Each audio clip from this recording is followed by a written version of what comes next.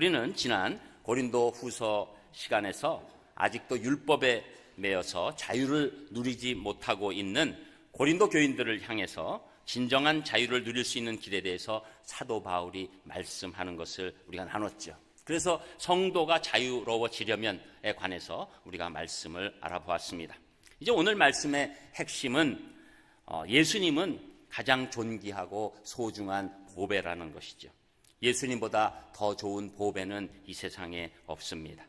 그러나 한편 우리는 죄가 많고 허물투성이고 연약하기 짝이 없는, 정말 쉽게 깨질 수밖에 없는, 깨지기 쉬운 질그릇이라고 오늘 성경은 핵심적으로 말씀하는 것이죠. 그런데 우리가 예수님을 믿는 순간 그런 우리 같은 질그릇 안에 보배이신 예수님이 들어오시는 거죠. 그래서 그 보배이신 예수님을 그 질그릇 같은 우리 인생에 모시고 있기 때문에 하나님께서는 그 질그릇과 보배를 아끼시고 보호하시고 역사하셔서 우리에게 승리를 주신다는 것이죠. 여러분, 우리는 유정란과 무정란에 관해서 잘 압니다. 겉보면 모르지요. 물론 가격표 보면 알지요. 좀 비싸게 나오지요. 그 안에 생명이 있느냐 없느냐에 따라서 유정란, 무정란이 나타나게 됩니다. 무정란은 생명이 없으니까 골아버립니다. 그러나 유정란은 생명이 있기 때문에 그 속에서 온도를 어느 정도 높여주면 병아리가 나오는 것이죠. 겉으로 보면 우리 신자나 불신자나 차이가 없는 것 같아요. 그러나 예수님께서 그 심령 안에 계시고 없고는 엄청난 차이가 있는 것이죠. 그래서 보배이시고 생명이신 예수님을 지닌 우리 질그릇인 우리 성도들의 그 삶의 네 가지 특징을 오늘 말씀을 하나하나 보면서 살펴보기로 하겠습니다. 첫 번째로 우리 성도의 능력은 오직 예수님으로부터 나옵니다 라고 선포하고 있는데, 그 말씀이 4장 7절에 나오는 것이죠. 여러분 이미 읽으셨지만 7절 또 우리 한 목소리로 같이 읽습니다. 7절 시작. 우리가 이 보배를 질그릇에 가졌으니 이는 힘이 큰 능력은 하나님께 있고 우리에게 있지 아니함을 알게 하려 함이라. 아멘. 여러분, 우리 인생은 질그릇입니다. 그래서 우리 강한 것 같아도 얼마나 쉽게 깨지는지 모르죠. 여러분, 세상에서 아주 강력한 인생을 사는 것 같아도 어떤 간단한 일 가운데 말려들기 시작하면 질그릇처럼 깨집니다. 우리가 정치인이나 연예인의 삶들은 우리가 투명하게 볼 수 있으니까 알게 되는데, 그렇게 잘 나가고 그렇게 강력한 것 같아도 어떤 사건이 조금 두들기면 우리 유리그릇처럼 깨지고 마는 모습을 우리가 보는 것이죠. 여러분, 질그릇인 인간에게 능력이 있는 것이 아닙니다. 질그릇 안에 계신 예수님께 계실 때 하나님의 능력이 임하는 줄 믿습니다. 여러분, 이것이 우리의 결정적인 정의예요. 우리는 질그릇이지만 예수 그리스도를 믿어서 우리 안에 보배이신 예수님이 계시고, 그 예수님이 계실 때 거기에서부터 하나님의 능력이 나타난다. 그렇게 말씀하는 것이죠. 그래서 여러분, 우리가 예수님 중심으로 살면 하나님의 능력이 우리로부터 강물처럼 흘러나오게 되는 것이죠. 여러분, 우리는 이 땅에 살면서 처음에는 나의 능력을 의지합니다. 그리고 최선을 다하고 몸부림치죠. 그러나 어느 순간 일이 제대로 안 되고 실패하기 시작하면 이제 나의 약함을 바라보기 시작하고, 그리고 세상의 공격을 바라보고, 결국은 낭패와 실망을 바라보고, 또 나의 마지막 모습 굶주림을 바라보고, 그리고 떨고 두려워하면서 인생에서 완전히 힘을 쓸 수 없는 안타까운 상황으로 빠지게 되는 것이죠. 그러나 우리는 우리 속에 계신 능력 많으신 예수님을 바라보기 시작하고, 그분께 의지하고, 그분이 우리와 함께 하심을 완전히 인식하면서 한 걸음 한 걸음 걸어가기 시작할 때 어떤 것도 이겨낼 수 있게 되는 것입니다. 그래서 우리 인생에서 이제 이 수많은 전쟁 가운데서 우리의 능력을 바라보면 우리는 산산조각됩니다. 질그릇이니까 산산조각되죠. 그러나 우리 질그릇 안에 계신 예수 그리스도를 의지하면 백승할 수 있음을 믿습니다. 여러분, 이것을 우리에게 아주 시각적으로 보여주는 구약의 사건이 있는데, 그 사건은 사사기 7장에 나옵니다.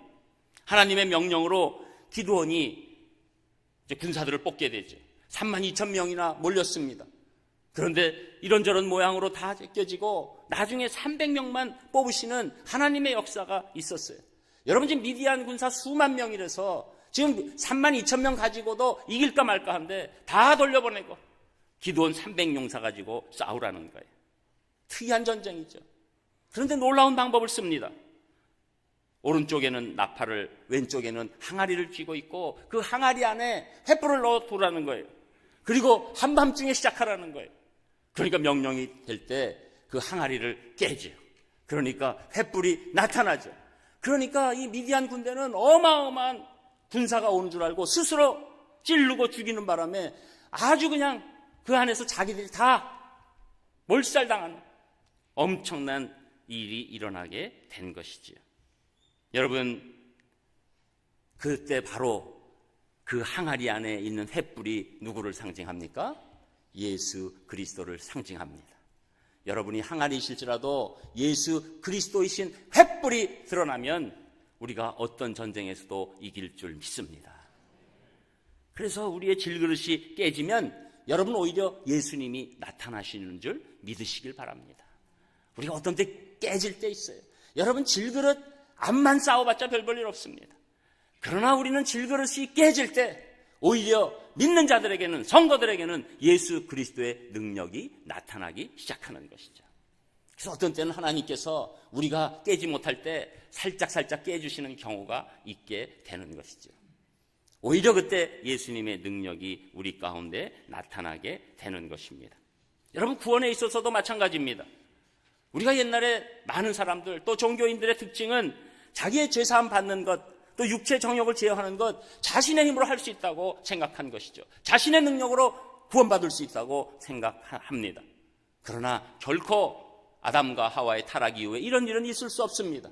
아무리 계룡산에 올라갔다 내려왔다 해도 자신의 죄악을 해결할 수 없는 것입니다. 몸을 바위에 붙들고 대롱대로 절벽에서 매달려 있어도 자신의 죄악을 해결할 수 없는 것입니다. 오직 우리 죄를 대신 짊어지고 죽기까지 하신 예수 그리스도의 능력이 임할 때 우리에게 구원이 임하는 줄 믿습니다. 그래서 하나님께서 예수님 통해서 우리를 구원시켜 주셨으므로 예수님만을 통해서 우리의 능력이 나오는 것입니다.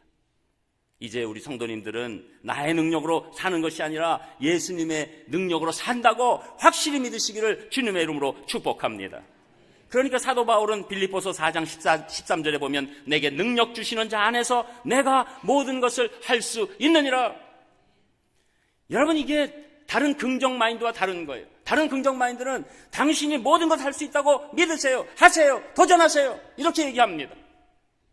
청년들은 이 많은 강의들을 듣고 쫓아가지요. 맞아, 내가 능력 있으니까 한번 해봐야지. 그러나 오히려 하면 할수록 안 되는 것을 깨닫고 난 다음에는 그 얘기한 사람이 미워지기 시작하는 거죠. 내가 하기만 하면 된다고? 내가 할 만큼 했는데. 그러나 여러분, 그 사람들이 맞는 것 같아도 틀린 부분은 이 앞부분을 안 한 거예요. 내게 능력 주시는 자 안에서, 예수님 안에서 우리는 모든 것을 할 수 있습니다. 이것이 성경이 우리에게 말씀해 주시는 거예요. 우리 안에 계신 예수님이 우리에게 능력 주실 때 우리는 담대히 모든 것을 감당할 수 있죠. 저는 오늘 먼저 우리 사랑하는 산상교회 성도님들이 내 능력으로 살지 말고 보배이신 예수님의 능력으로 사시기를 주님의 이름으로 축복합니다. 그리고 두 번째로 성도는 어떤 답답한 일도 이겨낸다고 말씀하고 있는데 그 말씀이 8절에 나옵니다. 우리 8절도 같이 읽겠습니다. 8절 시작. 우리가 사방으로 우겨쌈을 당하여도 쌓이지 아니하며 답답한 일을 당하여도 낙심하지 아니하며. 아멘. 여러분, 우리가 세상에 살면서 어떤 때 이 사방으로 우겨쌈을 당했다, 완전히 포위된 것 같은 거죠. 그런 답답한 일이 사실은 많이 있습니다. 지금 우리가 그냥 있지만 이 답답한 일이 있는 분들이 꽤 많이 있을 거라고 추측돼요. 죄책으로 그 절망이 오고, 삶의 허무로 절망이 오고, 또 어떤 분은 요사이 이 영세상공인들의 어려움 가운데 사업의 실패로 정말로 절망이 올 때가 있습니다. 또 취업이나 진로나 진학이 막힌 그 절망이 청년에게 있고 또 청년의 부모님들에게도 있게 되는 것이죠. 또 내 이 사랑하는 자들의 떠남으로 말미암아 절망이 올 수가 있습니다.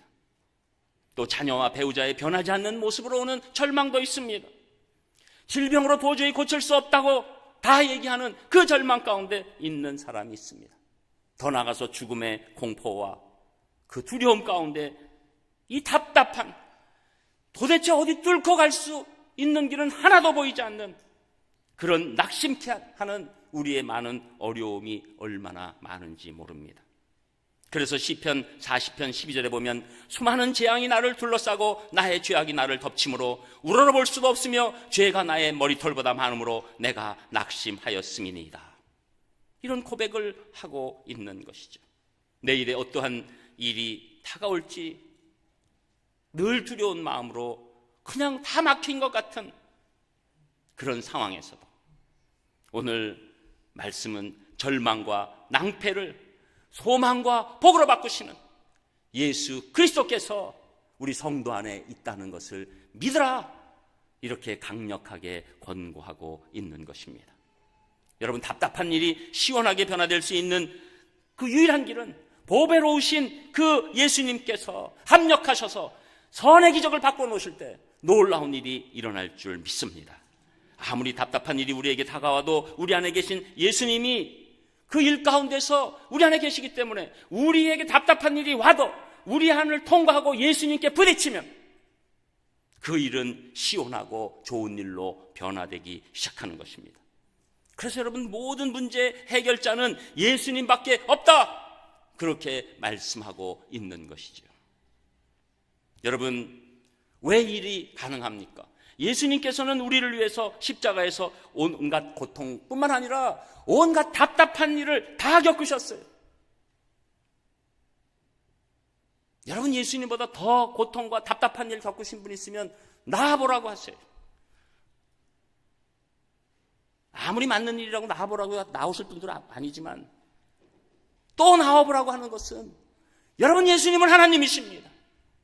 하나님이 인간의 몸을 입고 이 땅에 오신 것처럼 답답한 일이 어디 있습니까? 이 땅에서 가장 비참한 가정에서 태어나셨습니다. 그리고 말할 수 없는 오해와 고통 가운데 있으셨습니다. 그리고 십자가 지신 전에는 육체적인 고통뿐만 아니라 어머님 앞에서 발개 벗고 죽어가시는 가장 비참한 답답한 삶을 사시고 십자가에서 죽으시면서 도저히 죽음을 경험하시면 안 되는 하나님이 죽음을 경험하신 이렇게 답답한 일이 이 세상에 어디 있습니까? 그렇기 때문에 예수님께서 우리의 보배 되셔서 우리 안에 답답한 일이 오면 어떤 답답한 일도 놀랍게 해결해 주시는 줄 믿습니다. 그래서 로마서 8장 35절에서 37절에 놀라운 고백을 합니다. 누가 우리를 그리스도의 사랑에서 끊으리요? 환난이나 곤고나 박해나 기근이나 적신이나 위험이나 칼이라 기록된 바 우리가 종일 주를 위하여 죽음을 당하게 되며 도살당할 양같이 여김을 받았나이다 함과 같으니라. 그러나 이 모든 일에 우리를 사랑하시는 이로 말미암아 우리가 넉넉히 이기리라. 그냥 이기는 것도 아니로 넉넉히 이긴다. 여러분, 우리가 답답한 시간을 어느 정도 경험하고 예수님이 개입하시기 시작하면 그 답답한 일에 대해서 우리가 넉넉히 이기는 줄 믿습니다. 그래서 요한일서 4장 4절에 보면 자녀들아 너희는 하나님께 속하였고 또 그들을 이겼나니 이는 너희 안에 계신 이가 세상에 있는 자보다 크심이라. 세상에 있던 어떤 자보다 어떤 능력보다 주님께서 우리와 같이 계심으로 우리는 이제 이긴다, 그 사실을 마음에 새기셔야 되는 것이죠. 아무리 원수들이 우리를 우겨싸고 나갈 길이 없게 만들어도 보배이신 예수님께서 버티고 계시기 때문에 우리는 승리할 줄 믿습니다. 저는 여러분에게 지금 어떠한 답답한 일도 지금 속으로 그러실지 모르겠어요. 답답한데 좀 싹 해결되면 좋은데 그냥 예수님만 의지하라고 그러네. 그런데 여러분, 답답한 일을 해결하는 그 각 개인의 문제는 여러분 구체적으로 역사하실 때 여러분이 얼마나 예수님이 그 문제를 풀어주시는지 깨닫게 되는 것입니다. 여러분이 답답한 일까지도 하나님은 사용하셔서 예수님만이 이 문제를 풀어주신다는 것을 느끼게 해 주실 것입니다. 여러분, 우리가 기도를 하나님께서 하시는 것은 하나님이 주시기 싫어서 그러신 게 아니에요. 어떤 때는 여러분 기도를 통해서 답답함이 크게 자라면서 우리의 심령이 어떻게 풀려가는 것을 깨닫게 하기 위한 하나님의 놀라운 역사입니다. 여러분이 무슨 자판기 넣듯이 답답한 일이 탁탁 풀어지면 여러분이 예수님이 하셨다고 인정하실까요? 그렇지 않습니다.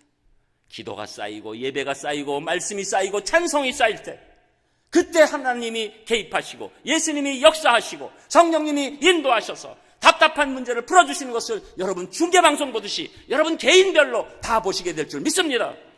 어떤 답답한 일도 예수님만을 의지해서 이겨내시기를 주님의 이름으로 축복합니다.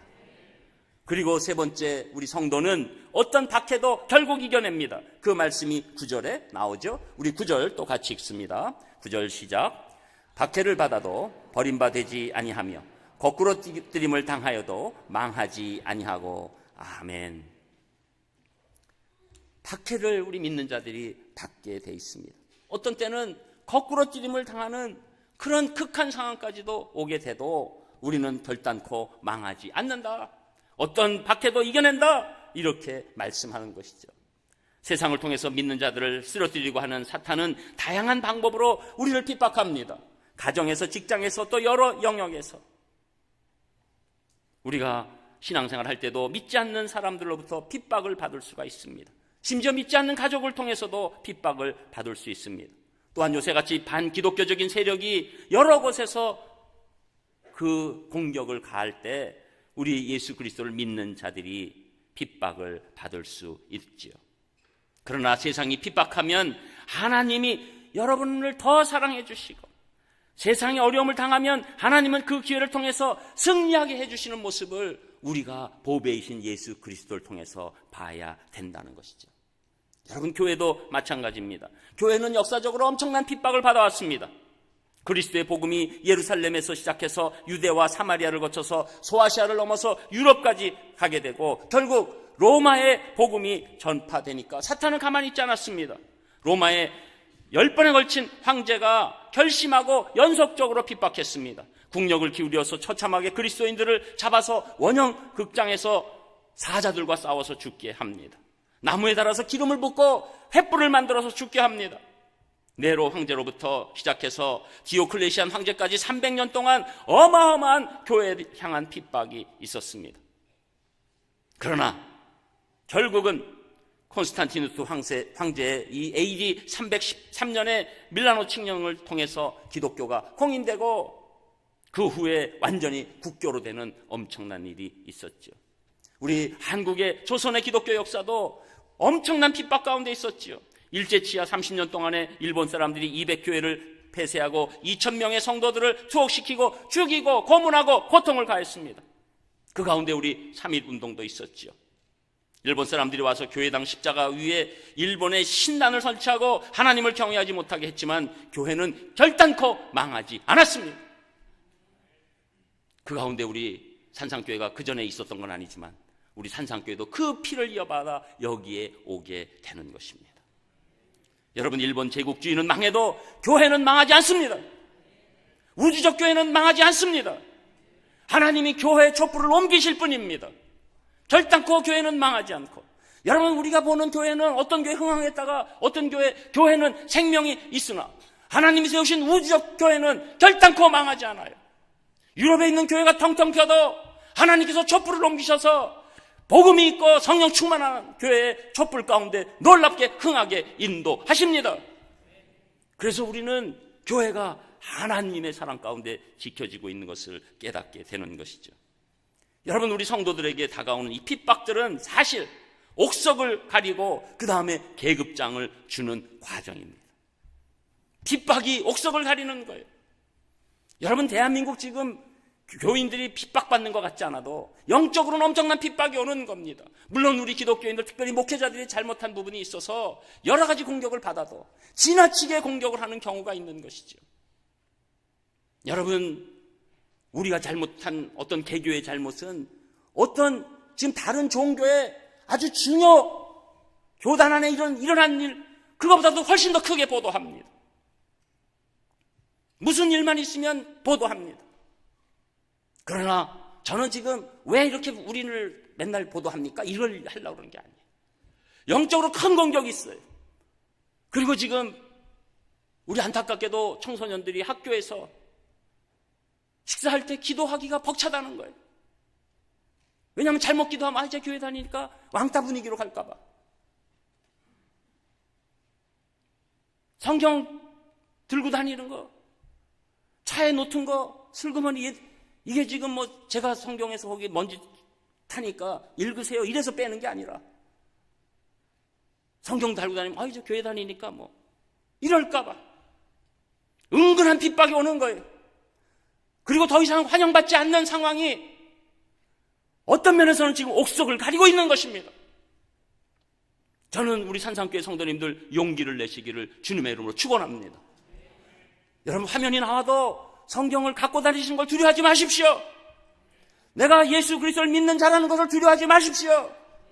핍박이 와도 하나님께서는 옥석을 가리고 능히 핍박을 면하게 하실 뿐만 아니라 여러분에게 면류관 주실 줄 믿습니다. 이 정도 핍박도 못 견디는 우리가 어떻게 다른 핍박을 견뎌낼 수 있겠습니까? 여러분 그리스도인이 된다는 것은 숫자에 달려있는 것이 아닙니다. 우리 심령에 달려있는 것입니다. 교회가 크고 작은 것에 달려있는 것이 아닙니다. 그 교회의 심령이 어떻게 되어 있느냐에 달려있는 것입니다. 예수 그리스도를 진짜로 믿는 자들은 보배이신 예수님 때문에 핍박을 두려워하지 않는 것이죠. 왜냐하면 핍박을 당해도 버림받지 않기 때문입니다. 그래서 예수님은 마태복음 5장 10절에서 12절에 이렇게 말씀합니다. 의를 위하여 핍박을 받은 자는 복이 있나니 천국이 저희 것임이라. 나를 인하여 너희를 욕하고 핍박하고 거짓으로 너희를 거스려 모든 악한 말을 할 때에는 너희에게 복이 있나니 기뻐하고 즐거워하라. 하늘에서 너희의 상이 큼이라. 너희 전에 있던 선지자들을 이같이 핍박하였느니라. 여러분 우리가 이런 핍박 가운데 또 세상의 영적 큰 공격의 핍박 가운데 있을 때 영적으로 기뻐하고 즐거워하시기를 주님의 이름으로 축복합니다. 여러분 우리가 어떤 핍박도 이겨낼 영적 무장이 이제는 우리에게 있어야 돼요. 이제는 마지막 때입니다. 하나님께서 분명히 진정으로 예수 그리스도를 사랑하고 믿는 자를 보실 것입니다. 저는 우리 산상교회 성도님 한 분도 빠짐없이 핍박을 두려워하지 않고 예수님 진짜로 의지하시기를 주님의 이름으로 축복합니다. 끝으로 네 번째, 성도에게는 예수님의 생명이 나타난다 이렇게 말씀하고 있는데 그 말씀이 10절에서 12절까지 나옵니다. 우리 세 절 같이 읽습니다. 10절 시작. 우리가 항상 예수의 죽음을 몸에 짊어짐은 예수의 생명이 또한 우리 몸에 나타나게 하려 함이라. 우리 살아있는 자가 항상 예수를 위하여 죽음에 넘겨짐은 예수의 생명이 또한 우리 죽을 육체에 나타내게 하려 함이라. 그런즉 사망은 우리 안에서 역사하고 생명은 너희 안에서 역사하느니라. 아멘. 굉장히 쉽지 않은 문장이에요. 우리가 항상 예수의 죽음을 몸에 짊어진다. 이게 무슨 얘기일까요? 이것은 우리가 예수 그리스도의 십자가의 고난에 참여한다는 거예요. 여러분 우리 신앙생활 한다는 것은 무조건 내가 원하는 대로 돌아가는 것이 신앙생활을 잘하는 게 아닙니다. 우리가 기본적으로 예수 그리스도의 십자가의 고난을 같이 질 각오가 있는 그 삶이 온전한 신앙생활이라고 말씀하고 있는 것이죠. 그래서 예수님의 고난에 우리가 기꺼이 참여할 마음으로 나아가게 될 때 그때 놀라운 것은 우리 죄를 인해서 나타난 고난이 아니라면 우리가 그 십자가의 고난 때문에 받는 고난이라면 우리를 통해서 예수님의 생명이 나타나게 된다는 것입니다. 어렵죠 이것도? 여러분 쉽게 얘기하면 우리가 인생 살다가 내가 피할 수도 있는 고난이에요. 그런데 내가 예수님을 사랑하고 믿기 때문에 그 고난에 기꺼이 동참하게 되는 것이죠.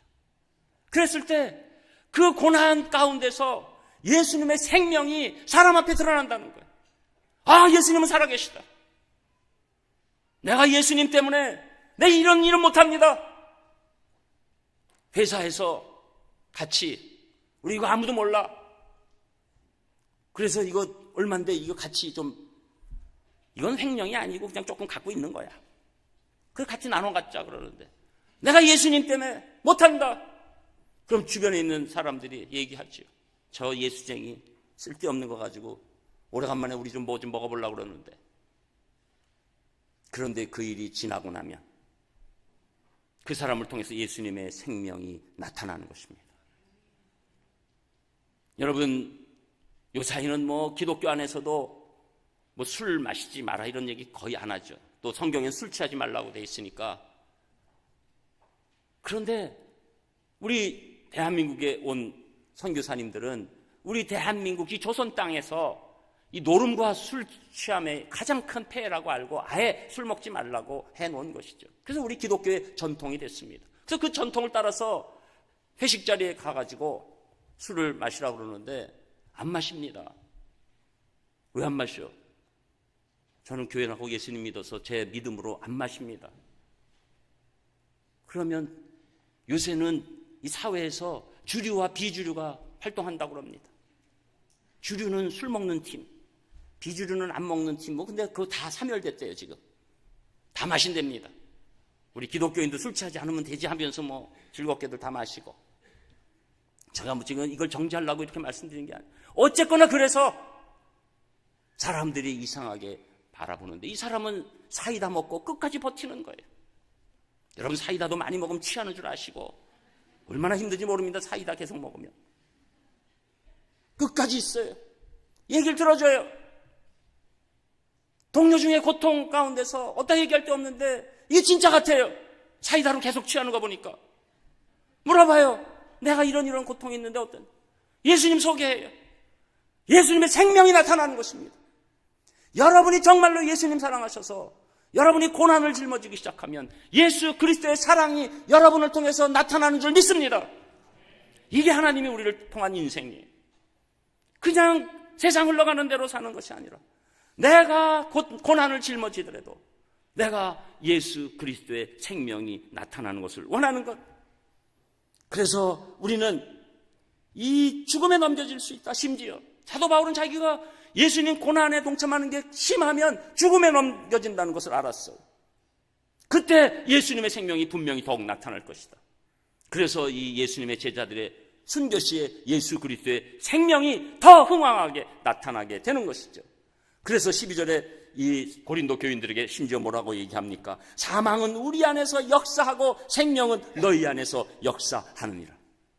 나는 이 사도 바울은 지금 준비가 됐다는 거예요. 사망이 내 안에서 역사해도 예수님의 생명이 나타나기 때문에 나는 준비되어 있다. 그런데 너희는 이제 생명이 역사하기를 원한다.